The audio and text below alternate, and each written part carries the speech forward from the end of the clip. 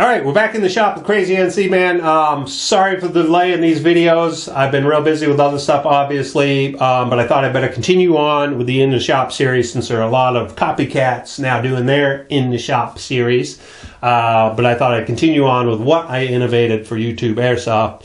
So anyways, a guy sent me a question, and I get this question a lot from other people too. He said, I had a Classic Army M15 Pro line. It worked fine. I put it away for a couple months, took it out, charged the battery, put the battery in, it wouldn't fire.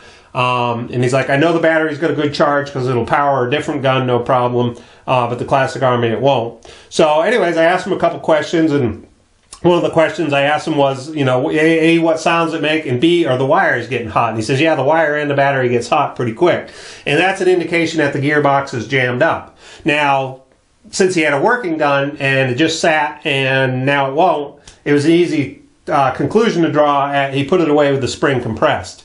And a lot of people, you'll find this if you buy a gun that has a cheap battery, whether it's an 8.4 volt, 9.6 volt, and maybe a clone gun that has a heavy spring and a lot of FPS and maybe a weak motor, not a real great motor, you'll find you get into situations if you don't decompress your spring. So that's why we always say when you put your gun away, go ahead and put it in semi-auto, take the magazine out and fire 3 or 4 shots to A, clear the gun of any BBs, and B, when you fire it in semi-auto, it'll put it in the spring in that uncompressed state. Full auto, it can wind up either compressed or uncompressed, but most of the time it's compressed.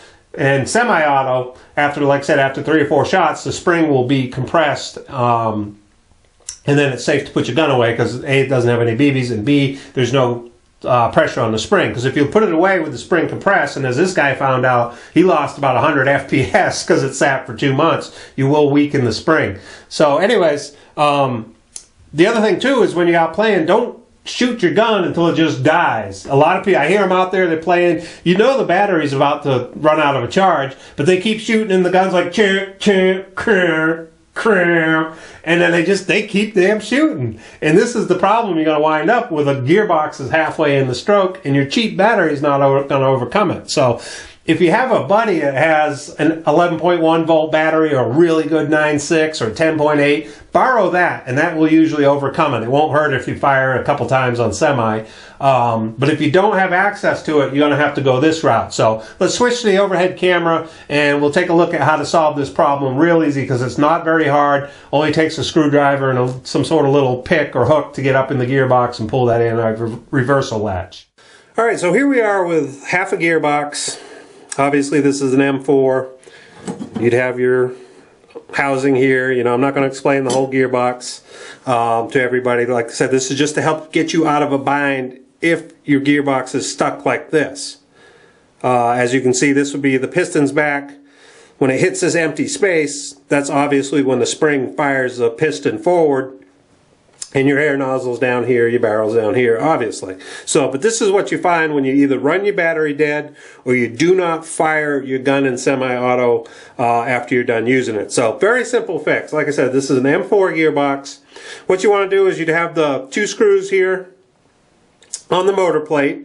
And the center one, don't take out. If your gun's working fine, that's your motor height adjustment. Don't mess with it, okay? Just take these 2 screws out, and this will pull off, and there's a little disc in here with the adjustment bolt. Make sure you don't lose that. And then obviously, you'll take the wires loose from the end of your motor, slide your motor out, and then up inside you have the 2 Phillips head screws. So you'll take those out, and then your pistol grip will slide off.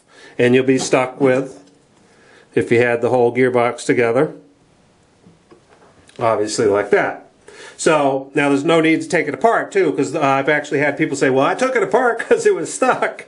And what you want to do, you don't want to take it apart, but this little hole down here, and we'll go back to the half gearbox. This little hole here, you want to get a pick or something that you know it's strong enough to get in there and hook it. But right here is your sector gear, this is your spur gear, and this is your bevel gear. And the bevel gear obviously is driven by your motor, which will drive the rest of the drivetrain here. But on this bevel gear, you have these places right here where the anti-reversal latch is. And I had the anti-reversal latch out for a reason, because it's a pain in the butt. It won't stay in place, so we'll put it back right now. So your anti-reversal latch is right here, okay? And that catches on this gear every time it goes around and catches that opening, and it's just like it sounds. It's the anti-reversal latch. It's there to make sure your gearbox does not run backwards and damage something. So what happens now, when you're in this state, this cheap motor and a cheap 8.4 volt battery just can't overcome this. So you'll get a pick or something, and I don't even have one handy, so I'm just going to use this as an example. Right here in this hole where the motor would be, you just fish in there till you find that anti-reversal latch, and you can see it's obviously on a spring. You know, it's spring loaded, so it can, every time the cycles, it goes back and forth and catches the groove on the bevel gear. You just want to reach up inside there and find that and pull it, and you'll hear the gearbox release the piston in the spring. That's all you have to do. You don't have to take the shell apart. You don't have to take it to the repair shop. That's all it is this anti-reversal latch right here, which would sit like this. Okay?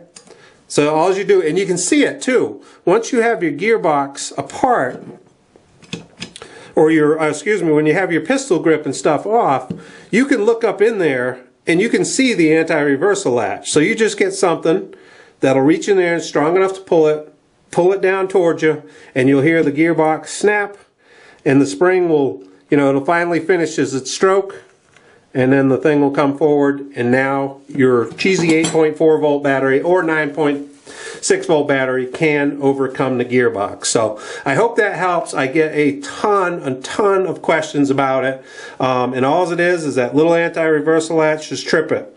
So when you go to put it back together, you go ahead and you put your pistol grip back on, run your wires out obviously. Make sure your wires, you kind of pay attention the way they were in there. Put your motor in and push it with your finger. Make sure it goes back and forth smoothly, okay? If your wires are all bunched in there and they're on the wrong side and they have your motor in a bind, the motor, these motors have to move a little bit. So if it's all bound up in there in the wire, you're going to feel it get hot and all that. But just put this in there. And then, like I said, you haven't adjusted the center screw. There's a screw and a little piece in here. Just put it back on, screw it back together. Your motor height should be decent to get you back on. So, but like I said, the big thing when you put it back together, and a lot of people don't realize this, is those wires. Because this motor actually kind of dances around just a little bit in there. It's got this spring. Put a little pressure on it, but it kind of dances. So if you can't push it with your thumb in and out real easily, then you don't have the wires run in the right configuration. Okay, they usually both come up the same side, and then one carries over on the top. So pay attention to that when you take it apart. But that's the easiest way when your gearbox is locked up and the gun won't fire. And like I said, make sure you look down in the hop-up chamber and see where your air nozzle is. If you can't see your air nozzle, most likely it's stuck back. You can also, in the case of this gearbox, just go ahead and open your upper receiver, and you'll be able to see that the piston is in the rear state here, and that's your problem. And like I said, the one clue at this has happened is your wires are getting hot, okay? As long as there's no damage in the gears, there's nothing broken that's making it jam up, hot wires mean it can't overcome something that's bound up. And a lot of times, especially with these clones, it's they can't overcome that spring. So I hope that helps. Hope it wasn't too long, and I hope this video comes out good, because I don't want to have to shoot it a second time. So, Crazy NC Man in the shop. Appreciate everybody watching. Please comment, rate, and subscribe.